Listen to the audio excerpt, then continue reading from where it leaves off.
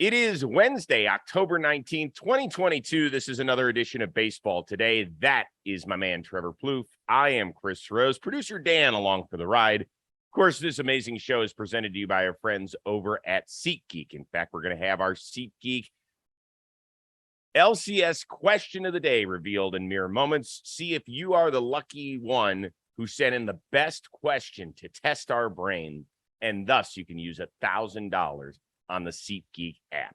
That is all coming your way. How you doing, my man? You good? I'm doing great, C. Rosie. It's beautiful to see that face and the whole face, not a bearded Chris Rose, but a clean-shaven baby face. My goodness, You're good-looking. Michelle, you are one lucky woman.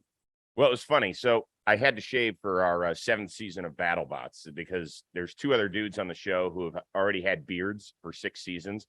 And so I asked them, I said, listen, is it a big deal? I've got my beard. They made me send pictures and stuff. And they're like, yeah, shave it. I was like, okay. So then when I shaved it yesterday, I FaceTimed Michelle. I was like, are you wearing your glasses? She's like, I don't need my glasses. I'm close up. I was like, well, look closer. She's like, oh my God, you shaved. Like, yeah, well, there you go. So that's that. But it will be back. It will make a triumphant return at some point over the next several months. All right, let's get on to the LCS series because the Yankees, they got past the Guardians in 5. What was the bigger story to come out of Tuesday's action? Nestor Cortes going 5 innings on short rest, or Shane Bieber not seeing the field while the Yankees went deep twice against the Guardians in the first 2 innings? I mean, these two things worked hand in hand here. I mean, this was the decision that each manager had. You know, Nestor, gets the nod from Boone. He ends up going 5, which is crazy to me. So I think that is a big story. But on the Cleveland side, and you're a Guardians fan, I want to hear your opinion on this too. It wasn't necessarily just Savale or Bieber. Like, that didn't have to be the only 2 options. I think that's where I'm the most confused is, number one, Bieber was available out of an emergency situation in the pen. I think game 5 just so happens to be kind of an emergency situation. But if you're not going to pitch him, I understand that. That's fine. If you are really looking towards this guy's health and say we don't want to do that to him, fine. But it doesn't mean you have to start Savale. You could have started Henches. You could have started Stefan. You could have started anybody in that bullpen. So I don't think if you sat down and mapped your top 5 pitchers available right now and guys that will give you, can give you 2 innings, I don't think Savale is part of that equation. And, I'm not saying he couldn't do it. And it is a little bit of like hindsight because he did give up the home run. But to me, that's kind of the biggest question mark besides the non-challenge. But the biggest question mark was, why did it have to be Savale or Bieber? Why couldn't somebody else start the game? Why couldn't you have some sort of opener? You nailed it on that one. There's no question. That's the deal, is that I know that the A's went into Yankee Stadium a few years ago in the wild card game and started Liam Hendricks, and that didn't work out well for them. But that doesn't mean it couldn't have worked out well for the Guardians. Right. In fact, Aaron Savale, listen, he pitched well down the stretch, but he has not pitched well against the Yankees. And that's the only thing that should play into this decision. He got crushed by the Yankees before yesterday. And you can't afford to get behind. Like, Cleveland doesn't play great catch-up baseball when we're talking about multiple runs. When they're close late, for the most part, they can hang in there. And I know they came back from a 2-run deficit in the other, in the 9th inning the other night, but you don't want to make that a habit against the New York Yankees. You just don't. I never got a good answer as to why Bieber wasn't available. The best I got was, we don't want to do that to him. That's not really an answer. That's really vague. Are you worried about his shoulder that kept him out half of 2021? Are you worried because you might be trading him in the offseason and you don't want to hurt him? What is the answer? I think Cleveland fans deserve a better answer than that. And a better answer as to why they didn't follow what you are discussing. They had more than 5 pitchers that were a better option than Aaron Savale on Tuesday, and they didn't use any of them. But I would be remiss if I didn't say Nestor Cortes did a phenomenal job. I don't know why exactly Cleveland was swinging so early in the count. That obviously was a decision they made before the game, I think. Hey, let's attack them early. Let's not get behind. You can answer that philosophy better than me. But I thought for Cortes to give them 5 innings on a day where I think they probably would have been happy with 3 was huge. He looked good, man. Like he had zip on his Great. fastball. 5 innings pitch is something that you could only dream of if you're Booney, because they've kind of found a little bit of a bullpen that they like at the end of the game, and this giving you 5 kind of helps you with those decisions. He gets into trouble. I forget what inning it was when that bases loaded. Ramirez comes up. He makes the pitch he needs to make. I talked about that a little bit on Talking Baseball. Goes inside to Ramirez, gets him to pop out, sacrifice fly, goes inside again to Gonzalez, gets him, I forget, he got him out. If he misses with those pitches, it's easily a tie game. Like you could grand slam, not out of the question with those 2 guys, and if you miss over the plate on the inner half, like they can make you pay, but he didn't miss those pitches. He made the pitches he had to make when he got into trouble. And other than that, he was just really, really good. And man, like that's adding to, the legend that is Nestor Cortez Jr. Yep.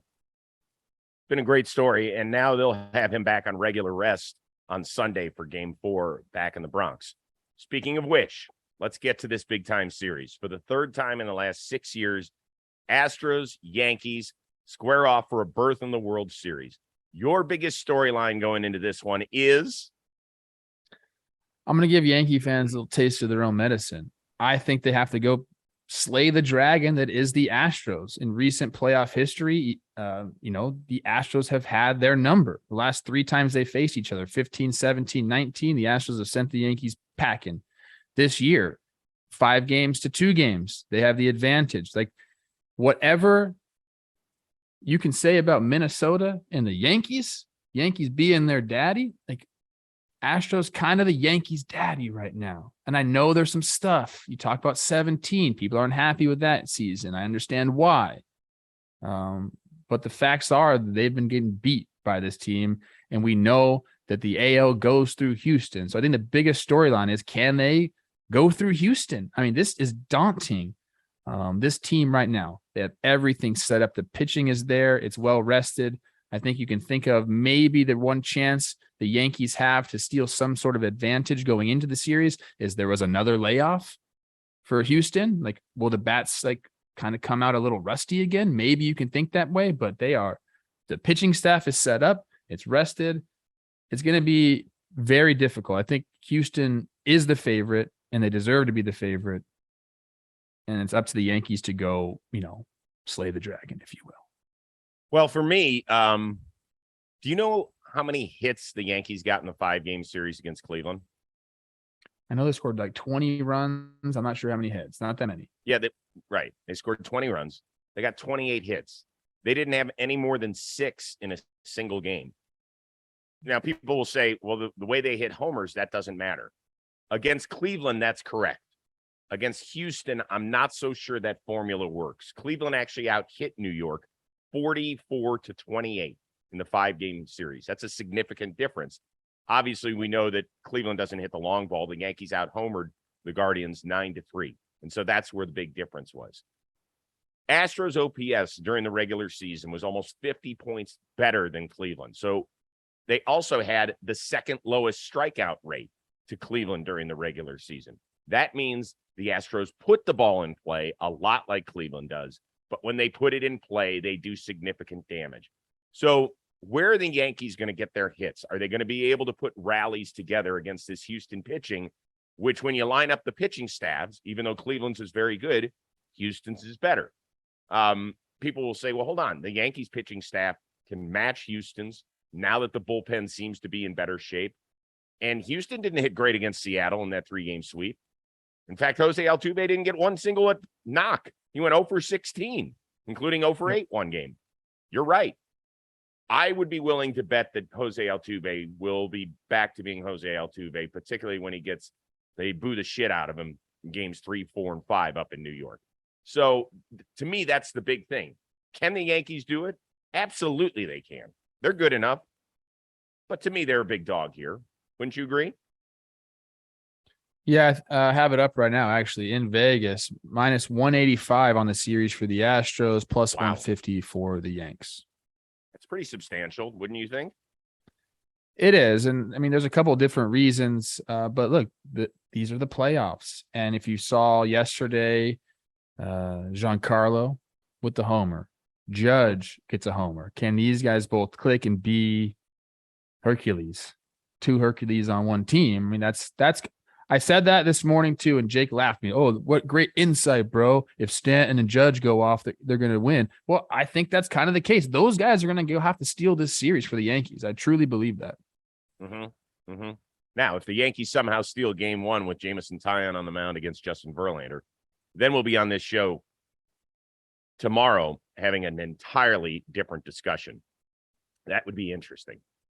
Hey, today's edition of Baseball Today presented to you by our good friends over at Muggsy Jeans, the most damn comfortable denim ever, designed to fit you perfectly every single time. You have heard me sing the praises of Muggsy Jeans. Whether you're in tip-top shape or you got a few extra LBs, you can still look stylish as ever. The thing I love about Muggsy Jeans, I put them on. Michelle Rose and I are getting ready to go out on a date. She looks at me. I see that little twinkle in her eye. She's like, good outfit tonight, Chrissy. Good outfit.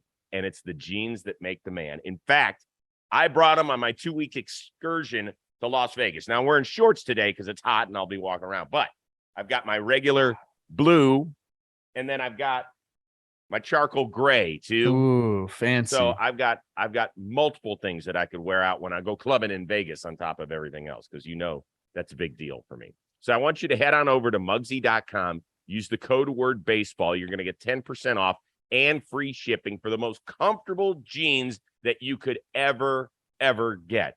Now, I know it's been a hot summer for a lot of people, but we're getting toward the end of October. We got the Fall Classic right around the corner. You need jeans, and they've got a ton of different colors. So you want to wear some wacky tops, match them with your jeans. Go to Muggsy.com. Code word, baseball, 10% off, free shipping. You'll feel great. You'll look great. Take my word for it. We continue on. Game one of the NLCS in the books. Pair of solo shots, one from Harper, one from Schwarber, which I think is still traveling. But the big news in the 2-0 win over San Diego for Philadelphia was Zack Wheeler. 7 shutout innings, allowed just 1 hit in a game that featured only 4 hits total. In your opinion, has Zack Wheeler stolen the show in the playoffs in his 3 starts? Maybe for the Phillies. I think, there's an argument for Jordan still doing that. What he did in that division series is pretty impressive. But for the Phillies, I don't think there's any doubt. We got 19 in the 3rd innings pitched to a 1-4. He's only given up 7 hits to 17 Ks. I mean, this guy has been incredible. And right now, if you can line up the pitching the right way, you're going to get 2 great starts out of him per series. And that's massive because you also have Nola right behind him, who's very good. So you can really dream upon 4 good starts in these series. And that's very, very impressive. And that's what you want.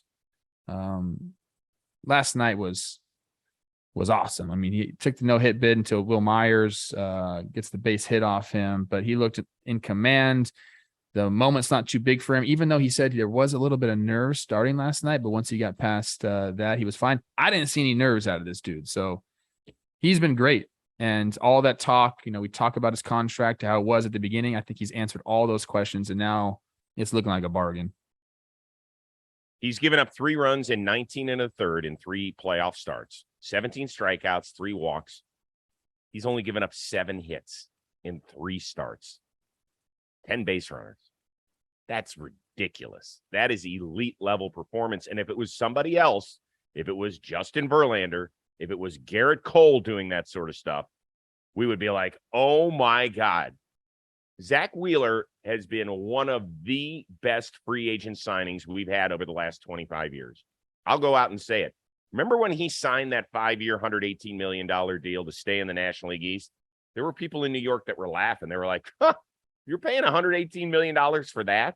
Because it was one of the rare contracts where I thought a team was paying somebody for hopefully what they'll do instead of what they had done. Zack Wheeler missed 2 full years while he was with the New York Mets. He was always the 4th guy in that rotation, right?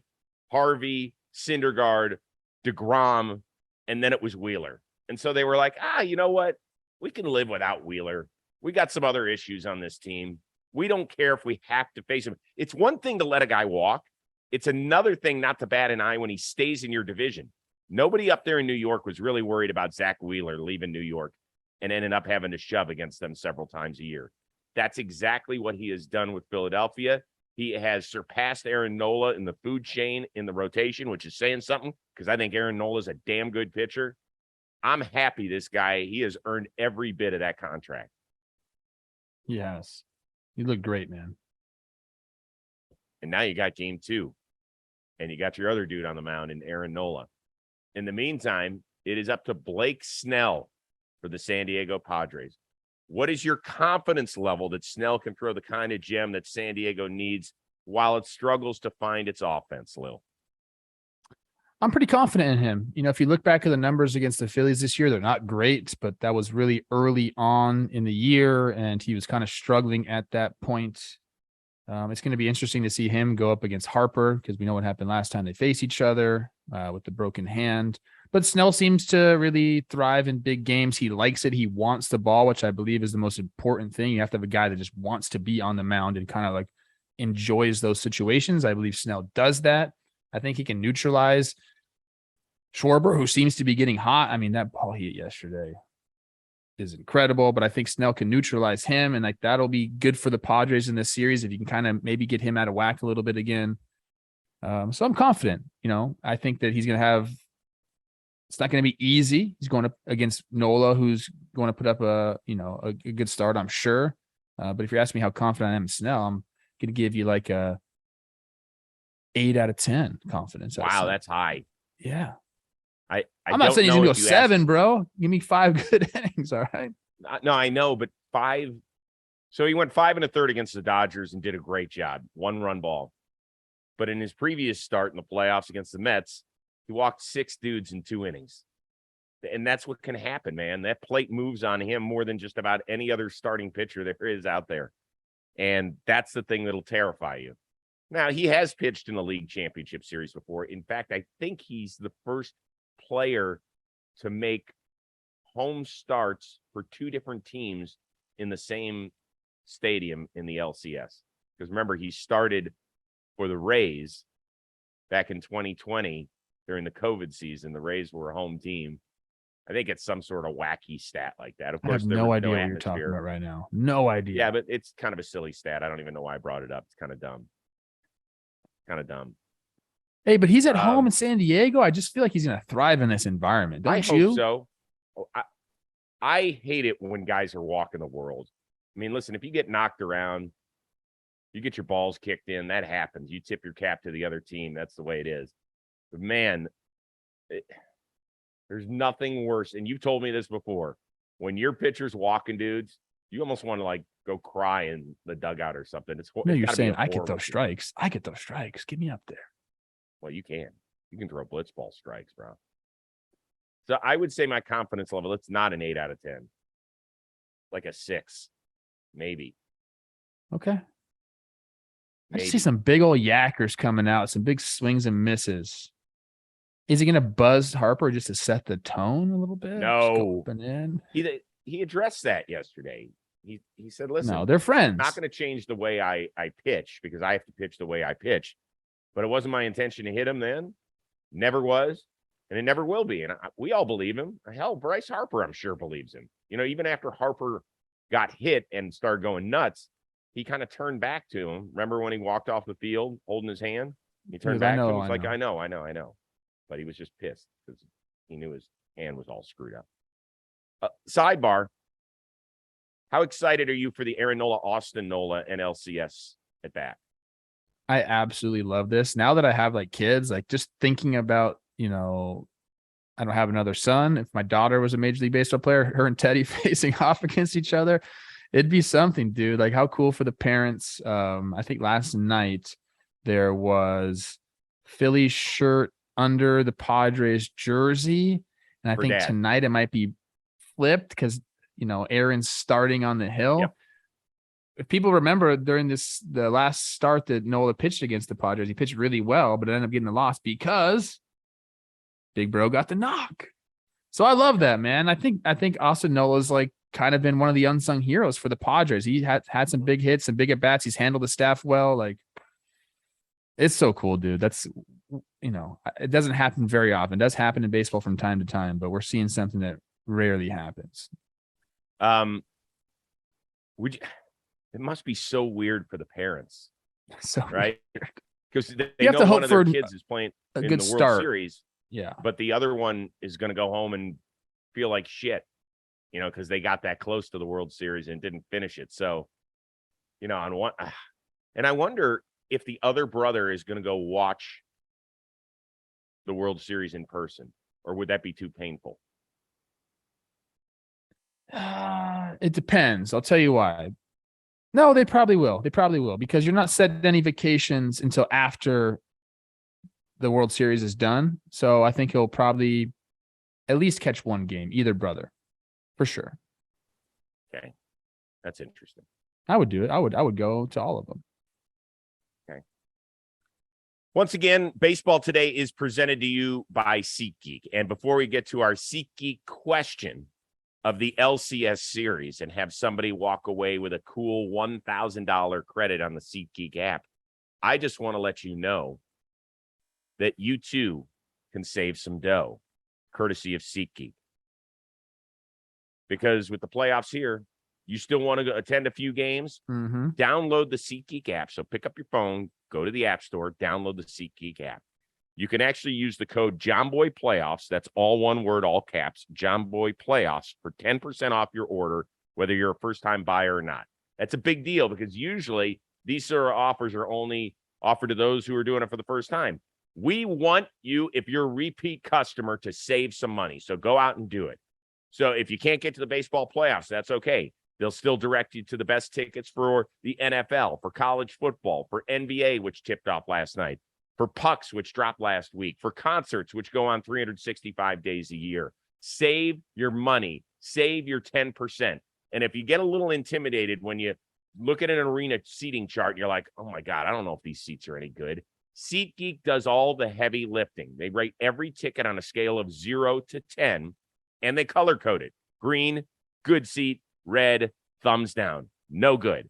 So once again, go download the SeatGeek app today. John Boy Playoffs, 10% off your order, whether you're a first-time buyer or not. And so now it is time to reveal our winner of the best, most thought-provoking question for the League Championship Series. Feo, congratulations. You are the winner of the $1,000 credit on the SeatGeek app. You can take the two of us on a great game the next time we see. You don't have to. Take people you really like. Here is your question. For both championship series, is there a starting position, managers included, where if the teams swap players, it would completely change the face of the series? So it's a tough one, but it's kind of fun. Feo is always very thought-provoking, and this one did invoke a lot of thoughts from me. Now, first thought, because he did mention managers in this, I was like, dude, okay. Well, I think I like Topper and I like Bowmel. I think that both bring their own. They're almost kind of similar in the way they approach things. Very mellow, very upbeat, and they're happy. I know Bowmel doesn't smile very often in the dugout, but he's a very happy dude. Okay. Then I was like, well, Dusty Baker, Aaron Boone, that's like a fun discussion to have a little bit there. Dusty has a plan. I think he might manage his bullpen a little bit better. But there's one glaring deficiency that I see in these series. And it doesn't even really have to do with the players themselves, but it's the Astros starting pitching and the Yankees starting pitching because of the way they are lined up in this series. And I thought the wild card round was going to mess up the division series pitching and the way things lined up. And that was going to be a big disadvantage for the wild card teams. It didn't end up being that way. But right now, because of the way that series went for the Yankees, you got Tyone and Severino. They're going to have 4 games started in this 7-game series. You're only going to get Nestor for 1 game, and you're going to get Cole on short rest in game 7, unless they do some flip-flopping around. On the other hand, the Astros have all of their guys lined up, and I think their depth is better. You got Verlander, Framber, McCullers Jr., Christian Javier, and then you're going to run the top 3 guys back again. And I think that's a massive advantage for the Astros. So If he could flip flop that and put the Astros pitching on the Yankees side and have it line up like that, I think it completely changes the series, because that's a big one for me. A big part of this series that I'll be watching. Okay. So I think the Astros are the favorite. Obviously, we discussed that earlier. If you took Aaron Judge and put him in center field for the Astros, where he's played obviously a significant amount of time, he's been in right field predominantly, in the series against Cleveland. And you put McCormick in center field in pinstripes, and you move Bader to a corner outfield position. I'm just having some fun moving guys around. I think the Yankees would lose a 4-game series in 3 games. So, but on the other hand, I do think that if Yordan Alvarez went to the Bronx, because they've had so many different players play in left field, and now Aaron Hicks is down, we won't see him until next year. I think maybe all of a sudden the Yankees become the favorite. If you have Yordan, Judge, and Stanton. Aaron Judge and Yordan Alvarez. And by the way, would that be the biggest 2, 3, 4 hitters in the history of baseball? It'd be fun to do, like, just for one game, put like Yordan in left, Judge in center, and Stanton in right field. And then you could even see the stands, these big giants be blocking everything. That'd be fun. I like both those. I thought about the Judge McCormick thing, although McCormick had a higher batting average in the DS than Judge did. I'll still take my chances with 99. Okay. I mean, I still believe in him kind of. The other one I think would be fun. I think if you took Bryce Harper and put him in between Soto and Machado in that lineup, I know some people would be like, well, 2 lefties and then right, whatever. I don't care. I'll take my chances there. I think it changes the complexion and the tone of that series because of what Bryce Harper means to a lineup. And the Padres, I think it's remarkable they've gotten as far as they have with an offense that has been temperamental at best and inconsistent. They got grinders though, man. Like, they have guys that want to be up in those big situations. They're getting the timely hitting. I don't know, man. I do look at the Padres offense, and, it did get stymied last night. But it just seems to me like it's going to be enough. It might not be overwhelming you. They're not going to win a series because of their offense, but I believe it will be enough. I know, but you don't think that's a tough one where their pitcher gives up 2 solo shots and the team gives up 3 hits total and they lose by multiple runs? That's a tough one. Yeah, it is tough. I love that series so much, dude. And I'm going to love the Yankees, Astros, but the Phillies, San Diego, there's just so much like energy there. Yeah. Yeah. All right. Well, that'll do it for today. Feo, congratulations, man. We're happy for you. Enjoy the $1,000 on SeatGeek. Can't just take $1,000 and spend it ever. Use it on SeatGeek. Believe me, you will not be disappointed. We'll be doing that one more time before the World Series starts. So make sure you start using your brain, formulating questions. And if we pick you and use it on this show, you will get $1,000 credit to use on the SeatGeek app.